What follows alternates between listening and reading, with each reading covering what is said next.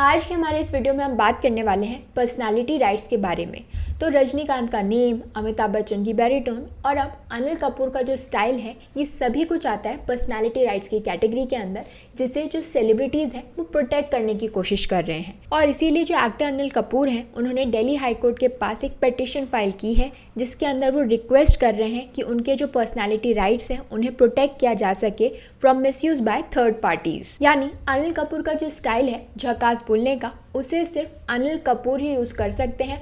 बाकी जो third parties हैं उसको यूज़ करके, उस स्टाइल को कॉपी करके उसका मिसयूज़ ना करें। अब आप लोग सोच रहे होंगे कि ये जो पर्सनालिटी राइट्स हैं ये एक्चुअली में होता क्या है, हम इसे डिफाइन कैसे करेंगे। तो कोई भी ऐसा फीचर जिसे पब्लिक जो है वो इजीली आइडेंटिफाई कर सकती है as markers of a celebrity's personality, उसे हम लूजली रेफर कर सकते हैं एज पर्सनालिटी राइट्स। इसका मतलब ये है कि कोई भी ऐसा डिस्टिंक्ट फीचर या फिर स्टाइल जो है वो किसी पर्सन का है, उस स्टाइल की वजह से जो पब्लिक है वो उसे आइडेंटिफाई करती है, तो फिर उस स्टाइल को, उस फीचर को सिर्फ वो ही पर्सन यूज़ कर सकता है to gain commercial benefit from it. और कोई भी और पर्सन, कोई भी और थर्ड पार्टी जो है वो इस तरीके के स्टाइल को, इस तरीके के फीचर को जो है वो यूज़ ना करे। इसी को कहते हैं पर्सनालिटी राइट्स। और इसी को बचाने के लिए जो अनिल कपूर हैं, जो एक्टर अनिल कपूर हैं, उन्होंने दिल्ली हाई कोर्ट के पास ये पिटीशन फाइल की थी। अब हम ये तो समझ गए हैं कि पर्सनालिटी राइट्स क्या होते हैं, लेकिन इस कैटेगरी के अंदर क्या क्या आएगा, क्या क्या चीज़ें जो है हम पर्सनालिटी राइट्स की कैटेगरी के अंदर डाल सकते हैं।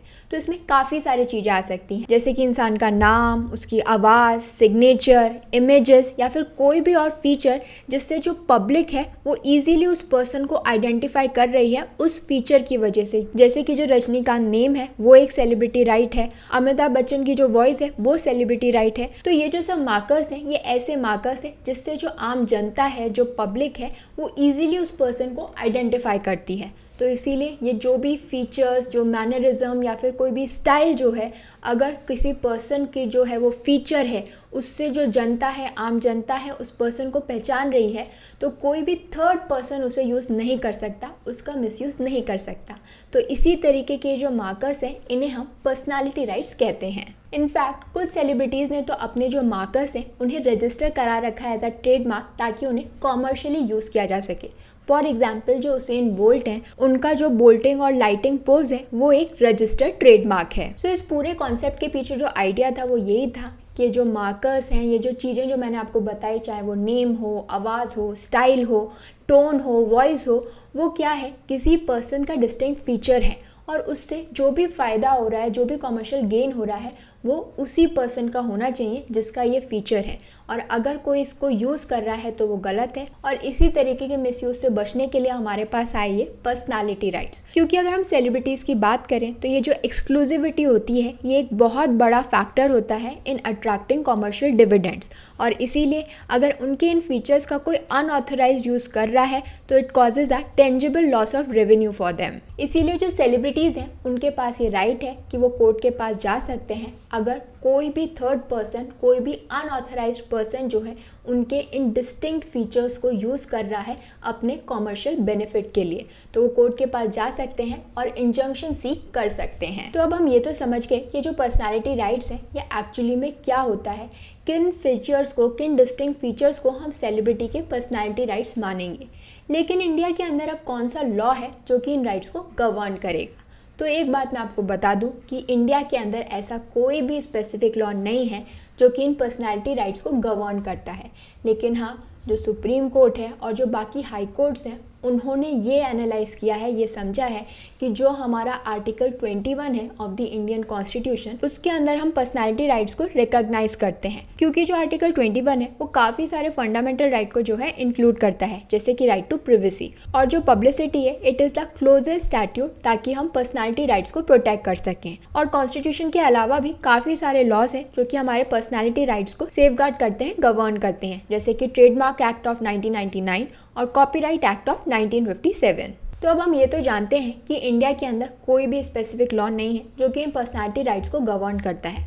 और ये जो राइट्स है, ना ही ये राइट टू प्रिवेसी के अंदर आते हैं और ना ही राइट टू प्रॉपर्टी में आते हैं। दो जो दिल्ली हाई कोर्ट है और मद्रास हाई कोर्ट है, उन्होंने इंटरिम ऑर्डर्स पास कर दिए थे in regard to personality rights, लेकिन अगेन हमारे पास कोई स्पेसिफिक लॉ नहीं है जो ये बता सके कि अगर इनका मिसयूज़ हो रहा है तो उसके लिए क्या पनिशमेंट मिलेगी, क्या सज़ा मिलेगी। दो जो इंटेलेक्चुअल प्रॉपर्टी है उसमें काफ़ी सारे ऐसे कॉन्सेप्ट्स हैं जैसे कि ट्रेडमार्क के अंदर, जहाँ पर हम इन राइट्स को प्रोटेक्ट कर सकते हैं, जैसे कि पासिंग ऑफ, डिसेप्शन, ये अप्लाई किए जा सकते हैं वाइल डिसाइडिंग कि जो सेलिब्रिटी है क्या वो डिजर्व करता है to be protected through an injunction. अगर हम पासिंग ऑफ की बात करें तो ये प्रोटेक्ट करता है, सेफगार्ड करता है उस पर्सन की गुडविल।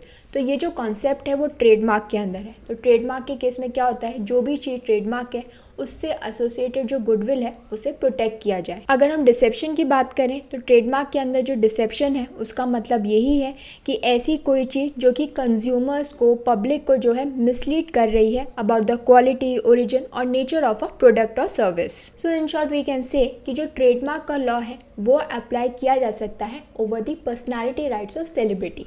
अब हम चलते हैं अनिल कपूर के केस पर। उन्होंने एक एक्स पार्टी इंजंक्शन पास किया है जिसके अंदर क्या हो रहा है, वो 16 एंटिटीज़ को रोक रहे हैं, रेस्ट्रेन कर रहे हैं from using Anil Kapoor name, likeness, image by using technologies like artificial intelligence, जिससे वो फेस मॉर्फ करके, इनफैक्ट जो GIS भी हैं उन्हें भी वो यूज़ नहीं कर सकते हैं फॉर मॉनेटरी गेन और कॉमर्शियल पर्पस। अगर हम एक्स पार्टी इंजंक्शन की बात करें तो ये एक ऐसा ऑर्डर होता है, ये एक ऐसा रिलीफ दिया जा रहा होता है without hearing the other side of the party. Generally क्या होता है, जब केस जो है कोर्ट के पास जाता है तो कोर्ट दोनों साइड्स की बात सुनती है, जिसने केस फाइल किया है और जिसके अगेंस्ट केस फाइल किया गया है, दोनों की बात सुनती है।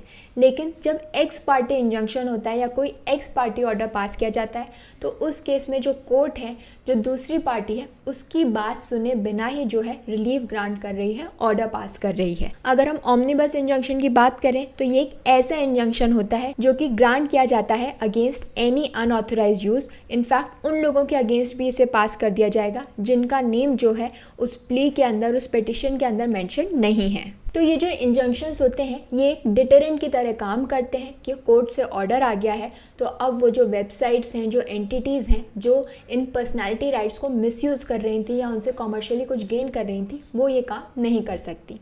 मगर अगर हम प्रैक्टिकल एस्पेक्ट देखें तो जो सेलिब्रिटीज़ हैं उनके लिए इट्स नॉट प्रैक्टिकली पॉसिबल कि वो हर एक एंटिटी को देख सकें, क्योंकि ये सब कुछ ऑनलाइन है, ऑनलाइन अवेलेबल है, नेट पे अवेलेबल है। तो ईच एंड एवरी एंटिटी को देखना, समझना कि कहाँ कहाँ उनका नेम या फिर कहाँ कहाँ उनका जो पर्सनैलिटी राइट है वो मिसयूज़ हो रहा है, वो पॉसिबल नहीं है। तो ऐसे केसेस में जो सेलिब्रिटीज़ हैं वो क्या करते हैं, वो टेक डाउन ऑर्डर इशू करते हैं टू एन ऑनलाइन इंटरमीडियरी जैसे कि गूगल। तो वो गूगल से कहेंगे कि जहाँ जहाँ भी उनका जो पर्सनैलिटी राइट है उसे मिसयूज़ किया जा रहा है वो उस साइट से उनका नेम हटवाए। तो वो गूगल को ऑर्डर दिया जाएगा कि जहाँ जहाँ भी उनका नेम जो है या फिर जो भी उनका पर्सनैलिटी राइट है उसे मिसयूज़ किया जा रहा है उसे वहाँ से रिमूव किया जाए। दो ये जो पूरा लीगल प्रोसेस है ये काफ़ी कॉस्टली है, काफ़ी पैसे लगते हैं इसके अंदर, लेकिन अगर कंपेयर किया जाए कि जो लॉस हो रहा है इन सेलिब्रिटीज़ को इस तरीके के मिसयूज़ से, उसके कंपैरिजन में जो कॉस्ट है वो काफ़ी कम है।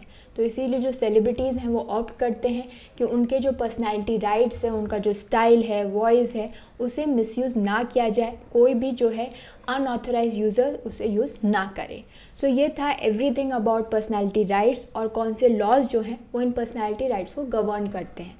लेकिन क्योंकि अब हम जानते हैं कि कोई स्पेसिफिक लॉ तो नहीं है, इसलिए ये समझना ज़रूरी है कि जो हमारे कोर्ट्स हैं वो इस बारे में क्या सोचते हैं, इसके बारे में उन्होंने क्या जजमेंट्स दिए हैं। तो सबसे पहले हम बात कर लेते हैं अनिल कपूर की, क्योंकि रिसेंटली अनिल कपूर ही वो एक्टर थे जो कि दिल्ली हाई कोर्ट के पास गए, जहाँ पे वो सीक कर रहे थे प्रोटेक्शन ऑफ हिज पर्सनैलिटी, जिसके अंदर आता है उनका name, photographs, manner of speaking, gestures etcetera. और उन्होंने कॉपीराइट भी क्लेम किया है for his dialogue, image and other associated work. इसका जो बेस्ट एग्जाम्पल है वो है उनका एक्सप्रेशन झकास। तो अनिल कपूर का ये जो ट्रेडमार्क डायलॉग है ये बेसिकली एक मराठी स्लैंग वर्ड है, लेकिन अनिल कपूर ने इसे काफ़ी पॉपुलर बना दिया इन हिंदी फिल्म्स। और उनके लॉयर का कहना था कि जिस मैनर के अंदर जो अनिल कपूर है वो इस एक्सप्रेशन को डिलीवर करते हैं वो एक्सक्लूसिवली उनसे ही एसोसिएटेड है। इससे पहले नवंबर 2022 के अंदर जो एक्टर अमिताभ बच्चन है वो पहुंचे थे दिल्ली हाई कोर्ट, जहां पर उन्होंने इंजंक्शन की डिमांड की थी from using variations of his name, जैसे कि बिग बी। इसके अलावा जो उनका यूनिक स्टाइल ऑफ एड्रेसिंग है, जहां पर वो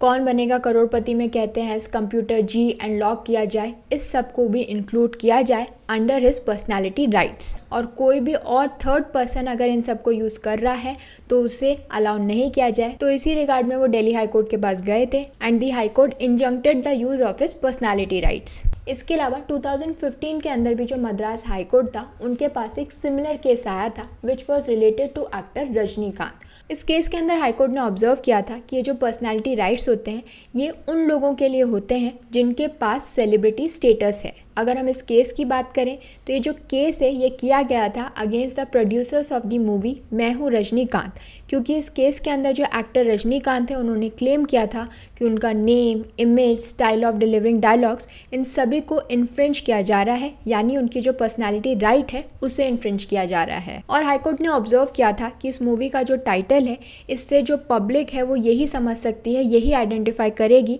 कि ये जो मूवी है ये रजनीकांत के बारे में है। और कोर्ट ने कहा कि जो एक्टर रजनीकांत है उनकी काफ़ी हाई रेप्यूटेशन है एंड वन कैन नॉट से कि जो रजनीकांत है वो काफ़ी कॉमन नेम है, तो इसीलिए पर्सनालिटी राइट के अंदर नहीं आएगा, क्योंकि जो एक्टर रजनीकांत हैं वो खुद सेलिब्रिटी हैं और उनका जो नेम है वो भले ही कॉमन हो लेकिन उस नेम से जो पब्लिक है वो यही समझेगी कि जो मूवी है वो रजनीकांत के बारे में है। So this was all about personality rights, कि पर्सनालिटी राइट्स क्या होते हैं, कौन से लॉज उनसे गवर्न करते हैं और जो हमारा कोर्ट है, जो हमारा जुडिशरी है, वो इन राइट्स को कैसे प्रोटेक्ट करता है। I hope this information was helpful to all of you.